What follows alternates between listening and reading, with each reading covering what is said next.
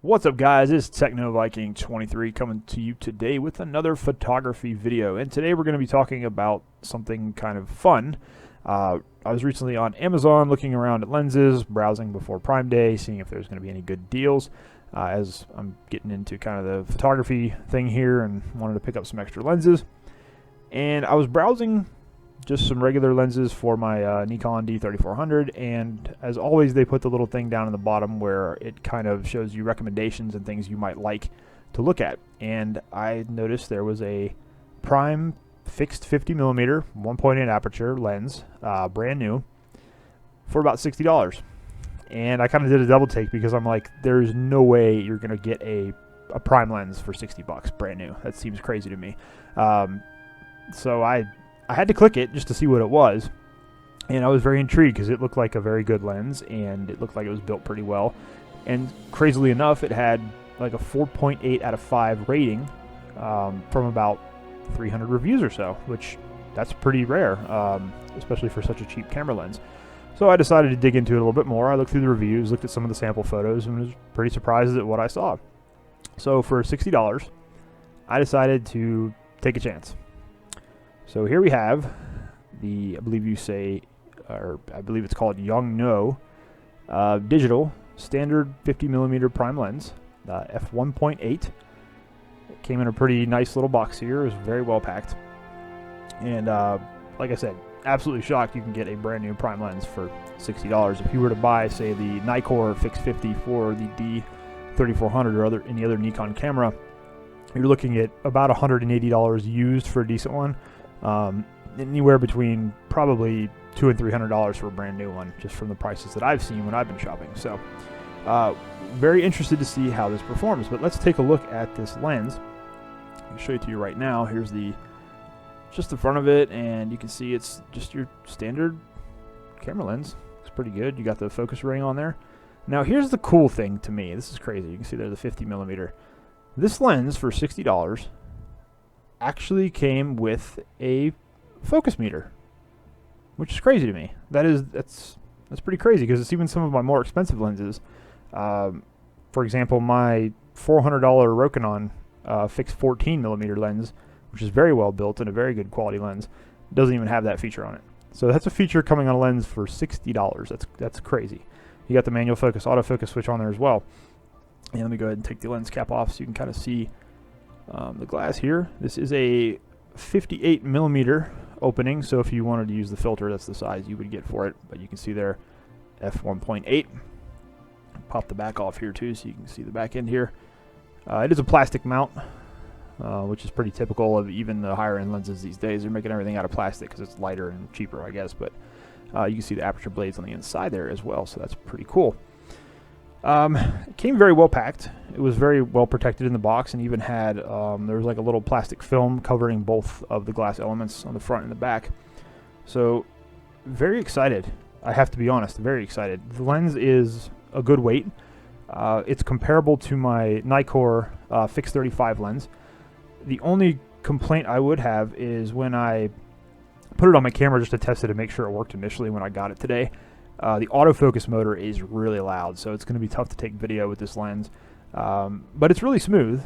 It's just a little bit slow too. So the only real problems I've seen so far with the lens are it's a very slow autofocus, even for a 1.8. Well, your 1.8s are usually much faster lenses, and it's very, very loud. So, but for $60, I mean, that's like a minor issue. But anyways, I am going to do with this lens what I do with pretty much every other lens when I first get it. I'm going to take it out this whole week, and I'm going to shoot a ton of photos with it. I'm going to take some night sky photos with it. I'm going to shoot some street photography with it. I'm going to shoot just whatever. Probably take some video samples. Try to shoot some wildlife, go to the waterfalls, see how it works out. That's one of my favorite places to test new lenses. And I mean, for $60, I don't think you can go wrong. So we'll see. I was really impressed with the reviews and some of the sample photos I saw. So I think this is going to be a really fun experiment. And the cool thing is, they also have a fixed 35, the same company, with the same features. It's even got the focus meter on it again, and it's under $100. It comes with like this really nice kit that has all this cleaning supplies and everything else, so it's pretty cool. So like I said, if this works out to be a good lens, this is going to be a steal, because it's a quarter of the cost you would get a normal lens for whether you're shooting with a Nikon or a Sony or a Canon or any kind of DSLR, you're not going to find a fixed 50 brand name or even a third party like a Tamron or a Sigma for this kind of price. So very impressed with the quality right out of the box, I have to be honest. I put it on the camera and it looked pretty good from what I could see just in the viewfinder and testing out the autofocus to make sure it worked, because that was one complaint I had seen on the reviews from the lower ones, was that they got it and the quality control out of the factory was not great. But those were only very few and far between. Like I said, it had like a 4.8, 4.9 rating out of 5 on Amazon for about 300 reviews, which is pretty close to perfect. I mean, it's not a lot of people using it, but everybody using it is pretty positive. So really excited to check out this lens. Hopefully we're going to get some good results, and after I shoot some photos with it, we'll come back. I'll let you guys see all the pictures I take. I'll probably have a Flickr gallery folder set up for those so you can check them out too. And I'll give you my final recommendation and review on this lens, and if it's pretty good, I may have to check out their Fix 35. My Nikon Fix 35 I bought it used. It's kind of dinky, and the autofocus is starting to stick on it a little bit, so it might be time to replace it with something new. And if this winds up being a cost-effective, very cost-effective replacement, we'll see what happens. So stay tuned, guys. When I get back, we're going to take a look at some photos, and I'll give you my final thoughts on this lens. Alright guys, I am back after spending about 3 weeks testing out the Yungnuo 50mm fixed 1.8 lens. It took me a while because I wanted to try to take some astrophotography shots with this lens, which you saw a few of the photos scrolling by there were night sky shots, just to see how viable it would be for that type of photo. And unfortunately, the weather did not cooperate with me all that much over the last couple of weeks, and I finally got a clear night the other night to take those pictures and was able to nab a few while I was also taking some moon photos.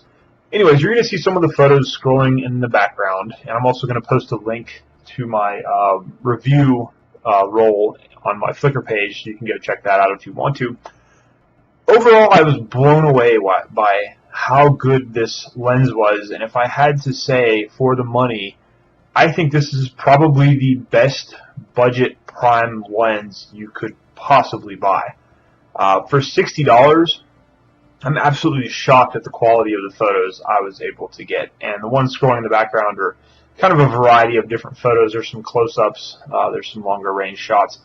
Keep in mind, this is a fixed focal length lens, so the only way to get close-ups or further away shots is you physically moving back and forth into position to take the photographs. So it really kind of forces you to move outside your comfort zone a little bit and move around and take a lot of pictures. I took a ton of photos with this lens. I put some of the better ones up here. I will say this lens, it's very light. It's pretty fast for the most part. It's not quite as fast as my Nikon Fix 35, but it still does a very good job. Like I said, very lightweight, takes incredibly crisp photos, and it's got some really nice bokeh also in the background that you'll see on some of these, where I get these nice green backgrounds. You can see the circles and everything. It looks pretty cool. I was also able to take some really good longer exposure shots with this. On some of the water shots you're going to see in the background, I actually was able to take some very slow shutter speed shots, even using it handheld without a tripod, and it performed very, very well. So overall, I could not be more satisfied with this lens. I shot it in low light as well. A lot of these waterfall photos you're going to see, that was very cloudy outside, and having that aperture of 1.8 was able to capture a lot of light and get some really good photos. The other area that it really impressed me with, which you actually see at the very end of the video after the photos have all gone by, is its ability to record video. I did not expect this lens to have any video recording capability whatsoever, just because I've had a negative experience trying to get video on my Rokinon prime lenses, and they don't have a lot of vibration control, and the video came out kind of shaky on those. This lens for $60 actually outperformed my $400 Rokinon 614 lens when it came to video, and you'll see some waterfall video at the very end of this here. Anyways, guys, super impressed with this lens. Cannot recommend it more. If you are looking for a prime lens for your collection, definitely add this one, or an entry-level lens for yourself. You definitely want to check this lens out. I'll leave a link down below to where you can get this on Amazon. As always, I hope you guys have found this video helpful.